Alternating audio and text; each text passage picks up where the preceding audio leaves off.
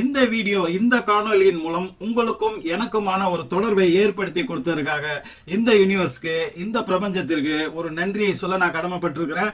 அதே நன்றியை இந்த வீடியோ பார்த்து முடிக்கும் போது நீங்களும் சொல்லுவீங்க அப்படின்னு நான் நம்புறேன். ஏன்னு கேட்டீங்கன்னா ரெண்டு காரணத்துக்காக. ஒன்று, இந்த வீடியோ வெறும் அட்வைஸை மட்டும் சொல்லிட்டு போற வீடியோ கிடையாது. சில விஷயத்த செஞ்சு நிரூபிச்சு காமிக்க போறோம். வெரி வெரி இன்ட்ரெஸ்டிங்கா இருக்கும், மேஜிக்கலா இருக்கும். நீங்க மற்றவங்களுக்கும் இதை செஞ்சு காமிக்கலாம். ரெண்டாவது, இதுல ஒரு பேட்டர்னை நம்ம ஃபாலோ பண்ணியிருக்கோம். என்னன்னு கேட்டீங்கன்னா, நம்ம எல்லாருக்குமே மூளையில ஒரு ஓஎஸ், ஒரு ஆப்ரேட்டிங் சிஸ்டம், எப்படி கம்ப்யூட்டர்ல ஒரு ஆப்ரேட்டிங் சிஸ்டம் இருந்தால் தான் அந்த கம்ப்யூட்டர் வேலை செய்யும் இல்லையா? எவ்வளோ பவர்ஃபுல்லான ஆப்ரேட்டிங் சிஸ்டம் ஓஎஸ் அப்படின்றாங்களா, அது இருக்கும். அந்த அளவுக்கு அந்த கம்ப்யூட்டர் வந்து பவர்ஃபுல்லா இருக்கும். அதே மாதிரி நம்ம மூளையிலையும் சிறு வயதிலேயே ஒரு ஆப்ரேட்டிங் சிஸ்டம் இந்த மூளையில உருவாக்கப்படுகிறது. அது நம்மளுடைய அனுபவங்கள், நம்ம பார்க்குற பார்வைகள், சிந்தனைகள், நம்மளுடைய விருப்பங்கள், தேவைகள், எக்கச்சக்கமான விஷயங்கள் மூலமாக பல ஆயிரக்கணக்கான பேட்டர்ன்களை உருவாக்கி அது ஃபைலில் வந்து பதிவு பண்ணிக்கிட்டே வருது. ஸோ ஒரு குறிப்பிட்ட விதத்தில் வந்து பேட்டர்ன்லையும் செயல்படும் விதத்துலையும் அந்த ஓஎஸ் வந்து இருக்கு. அதனால நம்ம சிந்திச்சாலும் செயல்பட்டாலும் இப்படித்தான் பண்ணுவோம் அப்படின்றது வந்து நம்மளை அறியாம அப்படி ஒரு பழக்கத்துக்கு நம்ம ஆட்படுறோம்.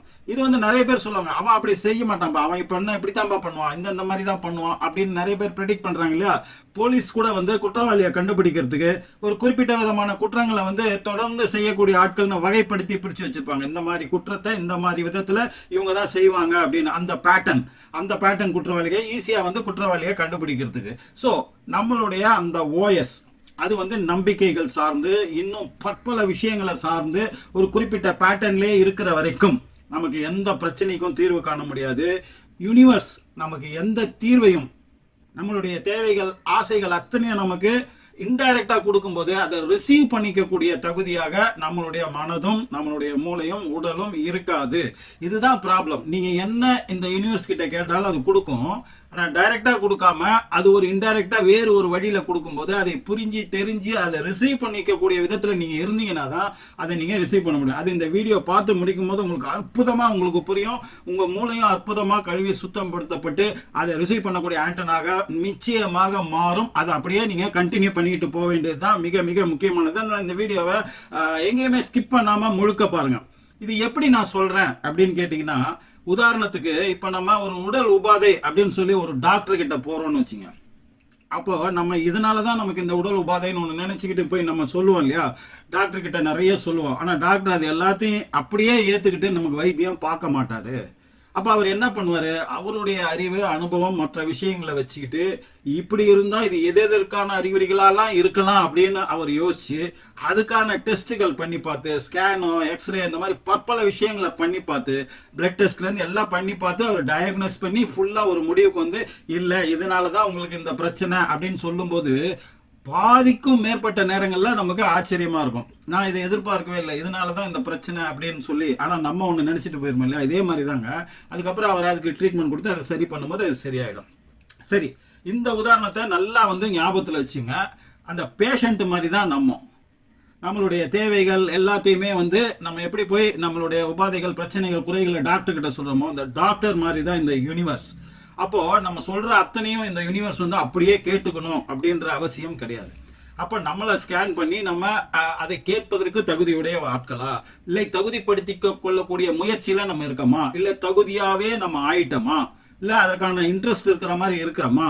அப்ப இது இந்த எந்தெந்த விதத்துல கொடுக்கும்போது அதை ரிசீவ் பண்ணிக்கூடிய தகுதியும் திறமையும் அறிவும் இவனுக்கு இருக்கா, அந்த பேட்டர்ன்ல இவன் மூளை வேலை செய்தா, இவனுடைய மனசு அதுக்கு தயாரா இருக்கா, வலிமையா இருக்கா, இது அத்தனையும் அது டெஸ்ட் பண்ணி, அது எக்ஸாம் மாதிரி பல விதமான விஷயங்களை வச்சு அது டெஸ்ட் பண்ணிட்டு தான் அதுக்கப்புறம் அது கொடுக்கும். அப்ப அந்த தீர்வு வந்து நமக்கு டைரக்டா வந்து கிடைக்காது. அதற்கான உதாரணங்கள் வந்து இப்ப நம்ம சொல்ல போறோம். அந்த மாதிரி நம்ம யூனிவர்ஸ் அப்படின்ற ஒரு டாக்டர் கிட்ட நம்ம ஒரு பேஷண்ட் எப்பவுமே இதனாலதான் இதுன்னு தப்பாவே தான் ஒரு நினைச்சுக்கிட்டு அந்த பேட்டர்ன்லயே தான் போகணுமோ. பட் ஆக்சுவலா ஆன விஷயம் வந்து அந்த யூனிவர்ஸுக்கு தான் தெரியும். ஸோ இப்போ நம்ம டைரக்டா விஷயத்துக்குள்ள வருவோம். பிரச்சனைகள், இந்த பிரச்சனைகளுக்கான தீர்வு கண்டுபிடிக்கிறது, அந்த தீர்வை எங்க தேடணும், எப்படி தேடணும், ரெண்டு விஷயமா இதை வந்து நான் பிரிக்கிறேன். எங்க தேடணும், எப்படி தேடணும். இப்போ பிரச்சனைகளுக்கான தீர்வு அது எங்க தேடணும் அப்படின்றது மிக மிக முக்கியமான பாயிண்ட். இந்த பிரச்சனைகளுக்கான தீர்வை பிரச்சனைகளுக்குள்ளேயே தாங்க தேடணும். என்னங்க சிம்பிளா சொல்லிட்டீங்க அப்படின்றீங்களா? இப்போ நம்ம ஒரு பொருளை தொலைச்சிட்டோம்னா தொலைச்ச இடத்துல தான் தேடணும் இல்லையா? வேற ஒரு இடத்துல தேடணும்னா அது கிடைக்குமா? அப்படிதான் இதை நீங்க புரிஞ்சுக்கணும். பிரச்சனை ஒண்ணு படைக்கப்படும் போது, இப்ப கணக்கு பாடத்துல ஒரு ப்ராப்ளம் கேட்கறான்னா அதுக்கு கடைசி பேஜ்ல ஆன்சர் இருக்கும் இல்லையா, ஒரு விடை ஒரு தீர்வு இருக்கிறத வச்சுட்டு தான் அந்த கேள்வியே கேட்பாங்க. அதுல ஒரு சின்ன ட்விஸ்ட், சின்ன ஒரு மேட்டர், சின்ன ஒரு ஃபார்முலா ஏதோ ஒன்று பயன்படுத்தும் போது அதுக்கான தீர்வு வந்து நமக்கு வந்துடும் இல்லையா. அப்ப அதை தான் நம்ம இங்க கண்டுபிடிக்கணும். ஆனா நம்ம ஒரு பேட்டர்ன்ல ஒரு விதமான சிந்தனையில நம்ம எப்படி பழகி இருக்கிறோமோ அதுபடி பண்ணும்போது அந்த விஷயம் நம்ம கண்களுக்கு தென்படாது, நம்ம அறிவுக்கு புலப்படாது. அது எப்படின்றத தான் இப்ப நம்ம விளக்கமா சொல்ல போறோம். ரொம்ப ரொம்ப ஆச்சரியமா இருக்க போகுது. அப்ப ஒண்ணு, ப்ராப்ளத்துக்குள்ளே தான் ப்ராப்ளத்துக்கான சொல்யூஷனை, தீர்வை, பிரச்சனைகளுக்குள்ளே தான் பிரச்சனைகளுக்கான தீர்வை நீங்க தேடணும். வெளியில போய் தேடக்கூடாது. அப்படி தேடும்போது ஒரு டாக்டருக்கும் ஒரு பேஷண்ட்டுக்குமான விஷயம், இந்த பேஷண்ட் மாதிரி இருந்துக்கும் வரை தான் டாக்டரால அவர் டயக்னைஸ் பண்ணி கரெக்டாக கொடுக்குறாரு இல்லையா. அந்த மாதிரி நம்மளுடைய பிரச்சனைகளை நம்ம டாக்டர் ஆகிட்டு அதை தனியாக எடுத்து பேஷண்ட் மாதிரி எதிர்க்க நிற்க வச்சு ஒரு பிரச்சனையும் நம்மளுடைய பேஷண்ட் நம்ம டாக்டர் அப்படின்னு நினைச்சுக்கிட்டு நீங்க பண்ணீங்கன்னா அந்த பிரச்சனைகள் உங்களுக்கு சொல்வது, உணர்வுகளை தூண்டுவது, உணர்வுபூர்வமான நிறைய விஷயங்கள், பாதிப்புகள், ஹைப்போதெட்டிக்கல் திங்கிங், அப்படியான ஏகப்பட்ட விஷயங்களை அது நமக்குள்ள இன்ஃப்ளூயன்ஸ் பண்ணுவது, அது வந்து கம்மி பண்ணப்பட்டு ஒரு டாக்டர் எப்படி அவருடைய அறிவு, திறமை, அனுபவம் எல்லாத்தையும் வச்சு அவர் அதை அனலைஸ் பண்ணி அணுகுவாரோ அந்த மாதிரி நீங்க அணுகுவீங்க. சரி, இது எல்லாத்தையுமே நம்ம இந்த விஷயங்களை செஞ்சு பார்த்துட்டு கடைசியா வந்து இந்த வீடியோ முடிக்கும் போது அதுக்கு ஒரு இது பண்ணும்போது உங்களுக்கு தெளிவா வந்து புரிஞ்சிடும். இப்போ ஃபர்ஸ்ட் அந்த விஷயத்த உங்களுக்கு தெளிவுபடுத்துறதுக்கு முன்னாடி ஒரு சின்ன கதை. ஏன்னா எப்பவுமே ஒரு விஷயத்த நம்ம அப்படி அறிவுரையா சொல்றதை விட, தத்துவமா சொல்றதை விட ஒரு கதையின் மூலமாக சொல்லும் போது இந்த மூளை இன்ட்ரெஸ்டிங்கா அதை பதிவு பண்ணிக்கும். அப்படின்றதுனால தான் இப்ப இந்த கதையை சொல்றேன். ஒரு காட்டு பாதையில வந்து ஒரு ஆள் ஒரு கழுதையை கூட்டிட்டு அப்படியே நடந்து போய்கிட்டு இருக்கான். அப்படி போகும்போது அந்த கழுதை என்ன பண்ணுதுன்னா கால் தவறி ஒரு பள்ளத்துக்குள்ள வந்து விழுந்துருது. அது சரிஞ்சு விழும்போது அது பள்ளம்னு தெரியல. அப்புறம் பார்த்தா ஒரு சின்ன நீலாகலம் உள்ள ஒரு பள்ளத்துக்குள்ள விழுந்துருச்சு. அதை தூக்கி வெளியேற்றுவதற்கு அவன் எவ்வளவு போராடுறான், முடியவே இல்லை. பல மணி நேரம் போராட்டத்துக்கு அப்புறம் அவனால முடியல அப்படின்னும் போது அவனோட ஹோப்பு, அவனோட நம்பிக்கை எல்லாம் இதாகிட்டோன்னு அவன் என்ன பண்றான், இதை இப்படியே இங்கேயே விட்டுட்டு போனா இது பல நாட்கள் பசியோடையும் பட்னியோடையும் துடிச்சு இறந்து போகும்.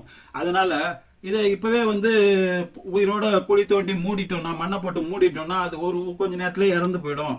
அது அதுக்கு செய்யற கடைசி நல்லதா அது இருக்கும். அப்படியே விட்டுட்டு போறதுக்கு மனசு இல்லை அப்படின்னு அந்த கழுதை கிட்ட சொல்றோம். நீ வந்து இப்போ ஒன்றும் வருத்தப்படாத, உன்னை எப்படியே விட்டுட்டு போறதுக்கு எனக்கு மனசு இல்லை, உன்னை என்னால் காப்பாற்ற முடியல, இங்கே ஆள் நடமாட்டமே சுற்றி வர இல்லை, உதவிக்கு யாரும் இல்லை, அதனால எனக்கு வேற வழி தெரியல, அதனால உன்னை வந்து நான் மண்ணை போட்டு நான் மூடிடுறேன், அது எனக்கு வேற வழி தெரியல அப்படின்னு அதுகிட்ட கெஞ்சி கேட்டுக்கிட்டு அழுதுகிட்டே என்ன பண்றான், மண்ணை அள்ளி கொட்டுறான். அப்ப இந்த கழுதை பாக்குது, என்னடா ஏதோ வழி பண்ணி நம்மளை காப்பாற்றுவான்னு பார்த்தா மண்ணை அள்ளி மேலே போடுறானே அப்படின்னு.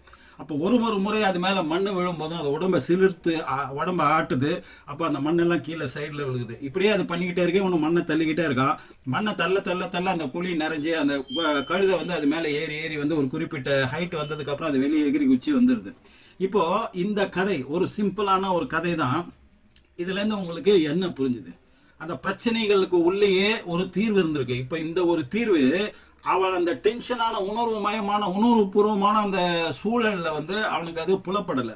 ஆனா வேற ஒண்ணு நினைச்சு, எப்படி நம்ம டாக்டர் கிட்ட வேற ஒண்ணு நினைச்சிட்டு போறோம், அந்த மாதிரி வேற ஒண்ணு நினைச்சு அவங்க செய்கிற செயலின் மூலமாக இந்த பிரபஞ்சம் வேற ஒரு நல்லதை அதுக்குள்ள புகுத்தி அங்க ஒரு நல்ல விஷயம், நல்ல தீர்வு அந்த பிரச்சனைக்கு கிடைக்கிற மாதிரி பண்ணுது இல்லையா. இந்த மாதிரி தான் அந்த பிரபஞ்சமும் நம்மளும் செயல்படுற விதம். இது வந்து வெளிப்படையா தெரிகிற மாதிரி தான் இந்த கதையை சொல்லியிருக்கேன். பட் நம்மளுடைய நடைமுறை வாழ்க்கையிலையும் இப்படித்தான் வந்து நடக்குது. அப்போ பிரச்சனைகளுக்குள்ளேயே அந்த கழுதை மேய்ப்பவன் வேறு ஒரு கோணத்துல அதை சிந்திச்சிருந்தார்னா மண்ணை கொஞ்சம் கொஞ்சமா தள்ளும் போது கழுதை மேல வந்துடும் அப்படின்ற அறிவு வந்து அவனுக்கு முதல்ல தெரிஞ்சிருக்கும். பட் அவன் வேற ஒரு நெகட்டிவான ஒரு விஷயத்த பண்ண போய் அதுக்குள்ளே இந்த பிரபஞ்சம் வந்து அந்த கழுதைக்கு ஏதோ செய்யணும் அப்படின்ற காரணத்துக்காக அதை காப்பாற்றக்கூடிய செயலாக அதை மாற்றி பண்ணக்கூடிய விஷயம். இதுல சிந்திக்கிறதுக்கு ஏராளமான விஷயங்கள் இருக்கு. அமைதியா உட்காந்து சிந்திங்க. இப்ப நான் சொன்ன விஷயங்களையும் கனெக்ட் பண்ணி பாத்துங்க. பிளெஸிங் இன் டிஸ்கைஸ் அப்படின்னு கூட ஆங்கிலத்தில் சொல்லுவாங்க. அதாவது எல்லா கெட்டவற்றுக்குள்ளேயும் ஒரு நல்லது இருக்கும் நமக்கு. அதே மாதிரி நல்லதுன்னு நம்ம நினைச்சு இதுதான் அப்படின்னு நினைச்சு ஒன்று செய்யும் போது அது அதுவாகவே இருக்காது. அதனால நீங்க நம்ம நினைக்கிறது தான் கரெக்டு, நமக்கு எல்லாம் புரியுது, நமக்கு எல்லாம் தெரியுது, இது இப்படித்தான் அப்படின்னு ஒரு ஃபிக்ஸடான ஒரு ஆங்கிள் எந்த ஒரு விஷயத்தையும் பார்க்காம வேறு ஒரு கோணத்துல பார்க்கறது. இந்த டாக்டர் பேஷண்ட் சொன்னேன் இல்லையா, அது ஒரு பெரிய எக்ஸாம்பிள். அதை நீங்கள் லைஃப்பில் மறந்துடாதீங்க. பிரச்சனைகளை எடுத்து அப்படி முன்னாடி வந்து நிற்க வைங்க. சரி, இப்போ அடுத்தது ரொம்ப ரொம்ப முக்கியமான செக்ஷனுக்கு வந்து நம்ம வந்திருக்கோம். இப்போ இதை வந்து நம்ம செஞ்சு காமிக்க போறோம். எங்க தேடணும் அப்படின்றத இப்ப சொல்லியாச்சு. எப்படி தேடணும் அப்படின்றத வந்து சொல்றேன் நான். இப்போ நம்ம லைஃப்லயே நிறைய விஷயங்கள் இதற்கு எக்ஸாம்பிள்ஸ் வந்து நிறைய இருக்கு. அது எல்லாத்தையும் நம்ம சொல்ல முடியாது, இங்க உங்க கண்ணு முன்னாடி கொண்டு காட்ட முடியாதுன்னும் போது மேத்தமேட்டிக்ஸ்ல ஒரு சின்ன விஷயம் ஒன்று பண்றாங்க. அதை வந்து இப்போ நான் உங்களுக்கு செஞ்சு காமிக்க போறேன். இப்போ இந்த வீடியோவில் ஒரு விஷயம் நம்ம செய்ய போறோம். இதை நீங்க கத்துக்குங்க. இதை உங்க ஃப்ரெண்ட்ஸ் கிட்டே நீங்க செஞ்சு பார்க்கலாம். மேஜிக்கலா இருக்கும், யாராலையும் கண்டுபிடிக்கவே முடியாது. இதை வந்து நீங்க பார்த்துட்டு வாங்க, நம்ம வேற ஒரு விஷயத்த பேசுவோம். 4 புறமும் 8.5 இன்ச்சு இருக்கிற மாதிரி ஒரு போர்டை வந்து கட் பண்ணி எடுத்துக்கிறோங்க. இந்த போர்டு தான் நம்ம வாழ்க்கையினோட பிரச்சனைகள் குறிக்குதுன்னா அதுக்கு அடியில தான் நம்மளுடைய வாழ்க்கை ஒளிந்து கிடைக்கிறது, வழி தெரியாமல். இந்த பிரச்சனைகள்ல இருந்து வெளியே வர்றதுக்கான வழி தெரியாமல் இப்ப என்ன பண்றோம்னா, ஒரு வலது பக்கம் மூலையில இருந்தும் இடது பக்கமா ஒரு 3 இன்ச்சுக்கு 4 மார்க் பண்ணிக்கிறோம். அந்த எதிர் மார்க்ல உள்ளதை ஜாயிண்ட் பண்ணி இப்ப கட் பண்ணோம்னா இந்த போர்டு வந்து 4 துண்டுகள் ஆகும். இது எதை குறிக்குதுன்னா, 4 பக்கமும் நம்மளை பிரச்சனைகள் சூழ்ந்து நம்ம வாழ்க்கையை அமுத்தி நம்மளை நகர விடாம பண்ணக்கூடிய சிம்பாலிக்கான விஷயமா இதை நம்ம எடுத்துக்கிறோம். இப்போ நேரடியா அப்படி பார்த்தோம்னா இதுல இருந்து தப்பிக்கிறதுக்கு நமக்கு எங்கேயாவது வழி இருக்கா? 4ம் நம்ம வாழ்க்கைய மூடிடுச்சு, அழுத்திட்டு இருக்கு. இதுல இருந்து வழியே கிடையாது. அப்போ நம்ம இந்த பிரச்சனைகளின் போக்கா நம்மளுடைய பிரச்சனைகள் மாதிரி அதை வந்து பார்க்கும்போது அதுல இருந்து வழி தெரியாத மாதிரி தான் இருக்கும். ஆனா இந்த பிரச்சனைகளை தள்ளி வச்சு இது அடுத்தவர்கள் பிரச்சனை அப்படின்ற மாதிரியான கண்ணோட்டத்தோட வித்தியாசமான பெர்ஸ்பெக்டிவ்ல வித்தியாசமான கோணத்துல நம்ம சிந்திக்கும் போது, ஒரு மாத்தி யோசிக்கும் போது எப்படி இதுக்கு அற்புதமான தீர்வு கிடைக்குது மேஜிக்கலா அப்படின்றத பாருங்க. இப்ப இந்த அட்டைகள் எல்லாம் நான் திருப்பி வைக்கிறேன். எதுக்காக திருப்பி வைக்கிறோம்னா, திரும்பவும் அந்த சதுரத்தை இப்ப நம்ம உருவாக்க போகிறோம். இந்த அட்டைகளை திருப்பி வச்சுட்டு மாத்தி யோசிச்சுட்டு ட்விஸ்ட், நம்ம வாழ்க்கையில் நம்ம செய்யற விஷயங்கள், எதனால அந்த பிரச்சனை வந்தது, அந்த பிரச்சனையை பார்க்கக்கூடிய விதம் எல்லாத்துலயும் ஒரு மாற்றி யோசிக்கக்கூடிய ஒரு ட்விஸ்ட் கொடுத்து அதே யோசிக்கும் போது இதே அட்டைகளை பாருங்க ரீஅரேஞ்ச் பண்ணி நான் பண்ணும்போது அதே சதுரம் உருவாகிறது. ஆனால் இங்க நடுவுல பாருங்க எவ்வளவு பெரிய ஓட்டை, எவ்வளவு பெரிய சதுரம் ஒன்று இருக்கு பாருங்க. அதே சதுரம் தான். அதை திருப்பி போட்டு மாத்தி யோசிக்கும் போது அது அடுத்தவர்கள் பிரச்சனை மாதிரி எடுத்து அதை நீங்க உங்களுடைய அறிவு, அனுபவம், திறமை எல்லாத்தையும் அதுக்குள்ள போட்டு நீங்க யோசிக்கும் போது அற்புதமா அதுக்குள்ள ஒரு வழியை தெரிஞ்சிச்சு பாருங்க. இது வந்து இதுல மேஜிக் ஸ்கொயர்னு எழுதிக்கிங்க. இது நீங்க யார்கிட்ட வேணா செஞ்சு காமிக்கலாம், எல்லாரும் ஆச்சரியப்படுவாங்க. சோ இப்ப திரும்பவும் சொல்றேன், வாழ்க்கையில 4 பக்கமும் நம்மளுக்கு பிரச்சனைகள் வந்து சூழ்ந்து நம்மளை இயங்க விடாமல் பண்ணும்போது அவ்வளவுதான், நம்ம வாழ்க்கை முடிஞ்சிருச்சு. இப்படி 4 பக்கமும் இவ்வளவு பெரிய பிரச்சனைகள் ஒரு மனிதனை தாக்கியது என்றால் அதுல இருந்து எப்படிதான் ஒரு மனிதனால தப்பிக்க முடியும்? இதுல இருந்து தப்பிக்கிறதுக்கு வழியே இல்லை, நம்ம வாழ்க்கை அவ்வளவுதான் முடிஞ்சிருச்சு அப்படின்னு எதையும் நினைக்க வேண்டாம். மேலோட்டமா பார்க்கும்போது இப்படித்தான் அது சூழ்ந்து வழியே இல்லாத மாதிரி நம்மளை மூடி இருப்பதாக ஒரு இதை காமிக்கும். ஆனா லா ஆஃப் அட்ராக்ஷன், ஈர்ப்பு விதியின்படி இந்த பிரபஞ்சம் எந்த ஒரு பிரச்சனையுமே தீர்வு இல்லாமல் கொடுப்பதில்லை. ஆனா அந்த தீர்வு உங்க பிரச்சனைக்குள்ளேயே ஒளிஞ்சிட்டு இருக்கும். அந்த பிரச்சனையே மாத்தி யோசிக்கும் போது, வேறு கோணத்திலிருந்து யோசிக்கும் போது அதுக்குள்ள தீர்வு இருப்பதை உங்களுக்கு இந்த யூனிவர்ஸ், இந்த பிரபஞ்சம் உங்களுக்கு சொல்லி காமிக்கும். அதனோட செயல்முறையை தான் இப்ப நான் இதுல வந்து காமிச்சிருக்கேன். இதுல மிகப்பெரிய மேத்தமேட்டிக்ஸ் ஒன்னு இருக்கு. அதை பத்தி நம்ம அப்புறமா பேசுவோம். அந்த மேத்தமேட்டிக்ஸ் நமக்கு தேவையில்லை. ஆனா இதுல இருந்து நம்ம புரிந்து கொள்ள வேண்டிய விஷயம், பிரச்சனைகள் வழியே இல்லாமல், தீர்வே இல்லாத பிரச்சனைகள் நம்ம நினைச்சிட்டு இருக்கிறது அத்தனையும் தவறாதான் இருக்கும். அதையே நம்ம மாத்தி யோசிக்கும் போது அதுக்குள்ள தீர்வு ஒளிந்து கொண்டிருக்கும் அப்படின்றது உங்களுடைய மூளையில பதிய வைக்கணும். அப்படின்றதுக்காக தான், உங்களுக்கு ஒரு தன்னம்பிக்கையை கொடுக்கணும், உங்க மூளையோட பேட்டர்ன் மாறணுன்றதுக்காக தான் இதை நம்ம செஞ்சு காமிக்கிறோம். இப்ப நம்ம செஞ்சு காமிச்சதுக்கு அப்புறமா உங்களுக்கு தெளிவா இப்ப புரிஞ்சிருக்கும், தீர்வே இல்லாத எந்த ஒரு பிரச்சனையும் இந்த உலகத்தில் படைக்கப்படுவதில்லை. அப்படி படைக்கப்பட்ட அத்தனை பிரச்சனைகளுக்கு உள்ளேயும் சற்று நம்ம மாத்தி யோசிச்சு, அது நம்மளுடைய பிரச்சனை இல்லாம அதை தூக்கி தள்ளி வச்சு அதை மாத்தி யோசிக்கும் போது, ஒரு ட்விஸ்ட் கொடுத்து யோசிக்கும் போது அதுக்குள்ள இருக்கிற தீர்வு உங்களுக்கு அற்புதமா, அதிசயமா, ஆச்சரியமான விதத்துல உங்க கண்களுக்கும் உங்களுடைய புத்திக்கும் அது வந்து தெரிய வரும். அதை செஞ்சு காமிக்கிறதுக்கு தான் இந்த இது. பாத்தீங்களா எவ்வளவு ஆச்சரியமா இருக்குல்ல? இங்க வழியே தெரியாது, நம்மள 4 பக்கமும் சூழ்ந்துட்டு இருக்கிற பிரச்சனைகளுக்கு நடுவுல அதையே மாத்தி யோசிக்கும் போது, வேறு ஒரு பெர்ஸ்பெக்டிவ்ல இருந்து யோசிக்கும் போது, சின்ன ட்விஸ்டோட அதை யோசிக்கும் போது, ஒரு டாக்டருடைய நிலையில இருந்து யோசிக்கும் போது அதுக்கு எவ்வளவு அழகா ஒரு தீர்வு, அங்க ஒரு வழி ஒண்ணு கிடைக்குது பாருங்க. இது உங்களுக்கு நம்பிக்கையை ஏற்படுத்தக்கூடியது. இந்த மாதிரி மேஜிக்கலான விஷயம் நம்மளுடைய லைஃப்ல தொடர்ந்து நடந்து கொண்டே இருக்குது. ஆனா அதை மீறி நம்மளை நாம பெருசா நினைச்சுக்கிட்டு நம்ம இப்படி போறதா கரெக்ட், இப்படி செஞ்சாதான் இதுக்கு இதுன்னு நம்ம அதுல ஒரு ப்ரீ ஜட்ஜ் பண்ணி சில விஷயங்களை நம்ம பண்ணிக்கிட்டே போகும்போது அது காம்ப்ளெக்சிட்டியா ஆகி அது ரொம்ப அந்த அந்த பிரச்சனையை தீர்க்க முடியாத விஷயமா தான் நம்ம பண்ணிக்கிட்டே போவோம். ரொம்ப எளிமையா அணுகணும், ரொம்ப வித்தியாசமான கோணத்திலிருந்து பார்க்கணும். இனிமே எந்த ஒரு விஷயம் நடந்தாலும் அது ஒரு வித்தியாசமான கோணத்திலிருந்து பாருங்க, வித்தியாசமான கோணத்துல சிந்திங்க, நிறைய ஆங்கிள்ஸ்ல நிறைய டிமென்ஷன்ஸ்ல அதை பத்தி யோசிங்க, நிறைய பேர்கிட்ட பேசுங்க, கேள்வி கேளுங்க. ஆரம்பத்தில் அது முட்டாள்தனமா இருக்கிறதாக நீங்கள் கேலி செய்யப்பட்டாலும் போக போக போக மூளை உங்களுக்கு ஒரு அருமையான பேட்டர்னை உருவாக்கிடுச்சுன்னா அதோட முடிஞ்சது. உங்களுக்கு உங்களை மாதிரி அற்புதமான வாழ்க்கையில வெற்றிகளை குவிக்கக்கூடிய, பிரச்சனைகள் உங்களை அண்ட முடியாத அளவுக்கு நெருப்பா அப்படியே ஒரு கவசமா இருக்கக்கூடிய ஆளாக நீங்க மாறுவீங்க. அதாவது வாழ்க்கைன்றது ஒரு அழகான நீரோடைங்க.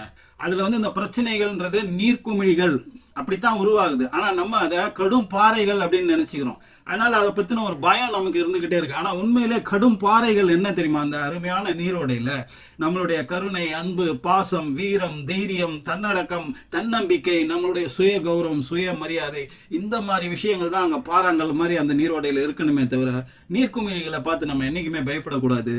அது தீர்வுகள் இல்லாம எந்த பிரச்சனையுமே இந்த உலகத்தில் படைக்கப்படவில்லை அப்படின்ற ஒரு நம்பிக்கையோட அடுத்தடுத்த வேலைகளை பாருங்க. அடுத்து ஒரு நல்ல வீடியோல நல்ல தகவலோட உங்களை சந்திக்கிறேன். அதுவரை உங்களிடமிருந்து விடைபெறுவது உங்கள் AJH. நன்றி.